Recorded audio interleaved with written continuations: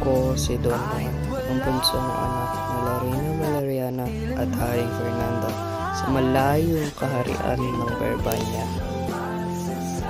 Ang aming ama ay nagkasakit dahil sa masiging pangungo. At ang makakapagpagaling lang ay ang awit ng ibong Adarna. Kaya inutosan ang aking panganay na kapatid para huliin ang ibong Adarna sa malayong puno ng Piedras Platas.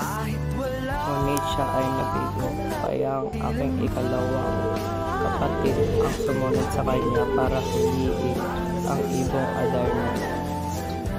Ngunit siya rin ay nabigo, kaya ako na mismo ang humingi ng pahintulot sa aking haring ama para humingi ng pahintulot na ako na ang humuli sa ibong Adarna para siya ay gumaling.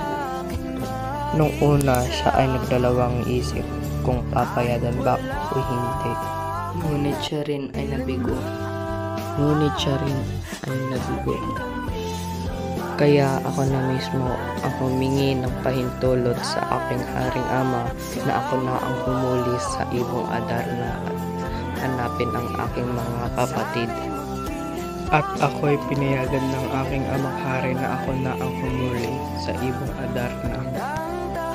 At dahil doon, ako'y nagsimula ng maglakbay papunta sa puno ng Piedras Platas. At pagkarating ko sa puno ng Piedras Platas, bumungad sa akin ang aking mga kapatid na hugis bato na.